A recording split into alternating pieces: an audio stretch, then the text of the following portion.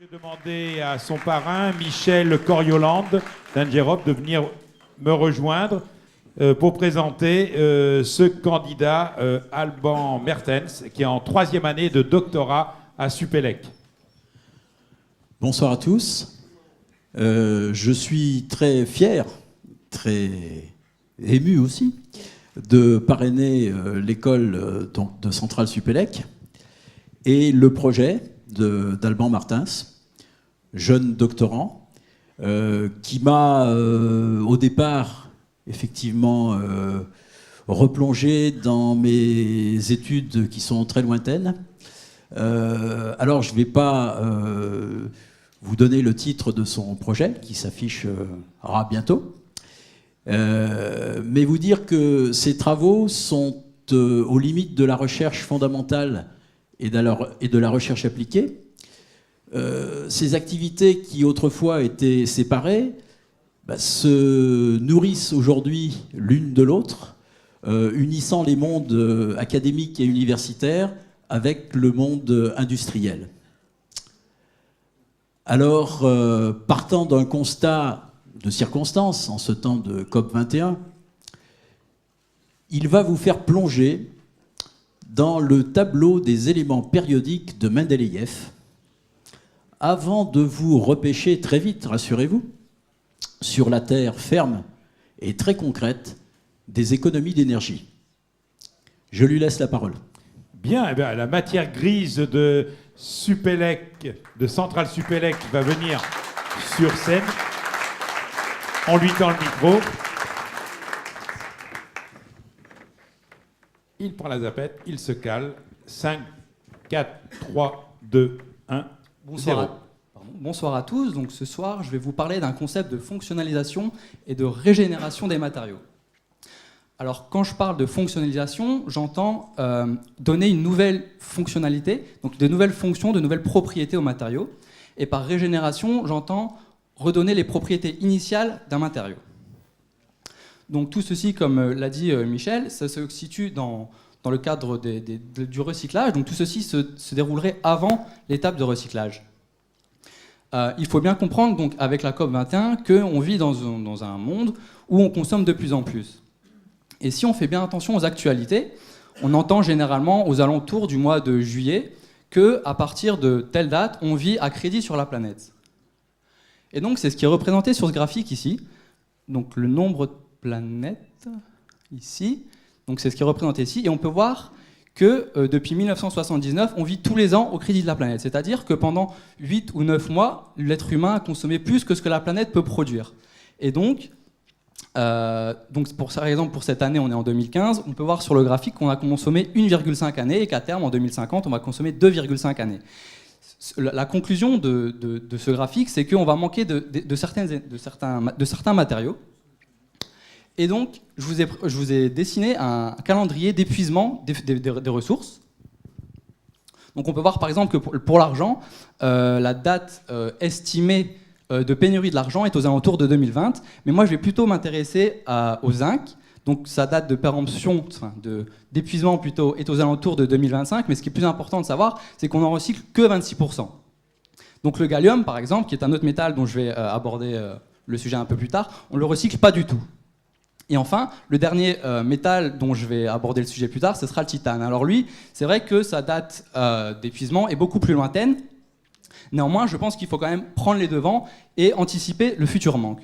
Donc, on va avoir un épuisement des ressources et c'est par notre fonctionnalisation et notre régénération qu'on va pouvoir anticiper cette future pénurie, puisque on va utiliser, puisqu'il y a certains matériaux qu'on ne recycle pas, et le but c'est de les utiliser au lieu de les détruire. Donc pour cela, on a eu l'idée d'utiliser un traitement par plasma. Et donc un plasma, c'est souvent considéré comme le 4e état de la matière. Donc les 3 états les plus connus donc, sont le solide, le liquide et le gazeux. Et le 4e est le plasma. Donc le plasma est très proche du gaz, à différence près que dans les gaz, on a des atomes qui sont stables et neutres, et que dans les plasmas, on aura des atomes qui seront chargés et instables. Et c'est cette instabilité qui va nous donner une certaine couleur. Pour vous donner un exemple concret d'utilisation de plasma, on a les tubes néons par exemple. Et ben dans les tubes néons, on en crée un plasma de néon, c'est ce qui nous permet de nous éclairer. Et donc nous, on a eu l'idée d'utiliser ces plasmas sur les matériaux. Et ce qui est important de savoir, c'est que presque tous les matériaux, les éléments du tableau périodique de Mendeleïev peuvent se mettre sous forme de plasma, ce qui nous offre une gamme très étendue de possibilités. Alors je vais vous présenter trois différents matériaux qui sont l'oxyde de zinc, de gallium et de titane, donc qui sont très très utilisés dans tout ce qui est électronique et microélectronique, donc on en retrouve dans les téléphones, dans les ordinateurs portables, dans les drones, enfin vraiment partout. Et donc l'oxyde de zinc, le premier, c'est un matériau qui est conducteur intrinsèquement.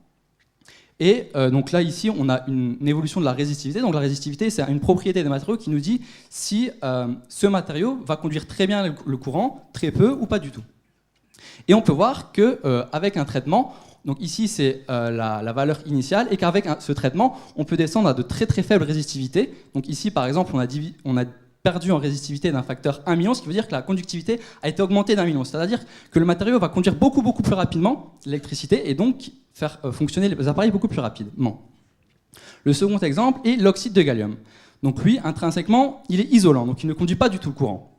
Et quand on applique un traitement plasma, donc pour le cas hydrogène et argon, on obtient finalement quelque chose de conducteur. Et si vous vous souvenez, dans l'introduction, j'ai parlé du gallium et j'ai dit qu'on ne le recyclait pas du tout. Et donc, au lieu de s'en débarrasser et de ne pas l'utiliser, on pourrait le traiter par plasma, obtenir quelque chose de conducteur et lui retrouver une autre utilisation. Et enfin, je vais parler de l'oxyde de titane, qui est peut-être l'exemple le plus parlant, en parlant du vitrage auto-nettoyant. Donc on peut bien voir sur cette image l'intérêt d'avoir une vitre auto-nettoyante. Donc les verres auto-nettoyants sont recouverts d'une fine couche d'oxyde de titane. Et cette fine couche d'oxyde de titane va réagir avec les résidus carbonés issus des gaz, d'échappement, de la poussière, de plein de pollutions différentes. Et ça va créer un nettoyage automatique, donc naturel et chimique. Dont l'avantage, c'est de ne plus avoir besoin de les nettoyer finalement. Sauf que l'inconvénient principal, c'est que naturellement, on va dire, cette couche auto-nettoyante va se dégrader avec le temps. Donc la seule solution qu'on pourrait trouver, c'est de remplacer le verre au final. Sauf que nous, on a eu l'idée donc d'utiliser notre plasma pour pouvoir régénérer ses propriétés initiales, ce qui donne l'avantage de ne plus avoir besoin de refaire de vitres, une économie donc de verre. Donc on pourrait faire directement une décharge plasma sur les vitres afin de régénérer les propriétés, et surtout, ça représente un marché considérable puisque le verre, on en a partout, sur toutes les vitres, dans tous les bâtiments, dans tous les grands centres-villes. Et voilà, c'est fini, Alban. Merci. Ah oui, je vous le fais pas dire. Michel, peut-être un commentaire.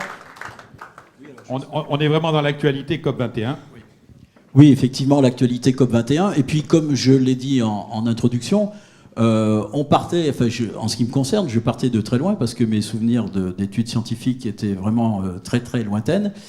Et Alban a réussi à me convaincre que finalement les perspectives que pouvait ouvrir son projet étaient très proches, je dirais, des perspectives de mon métier de constructeur, d'ingénierie de la construction, où on est en plein, je dirais, dans la transition énergétique, et où un des gros enjeux que l'on a, c'est justement d'améliorer le comportement de l'habitat bâti, en particulier celui qui existe, et comment justement essayer de donner des qualités d'enveloppe à ces bâtiments de façon à faire de vraies économies d'énergie, puisqu'on sait que la meilleure énergie, c'est celle qu'on ne consomme pas.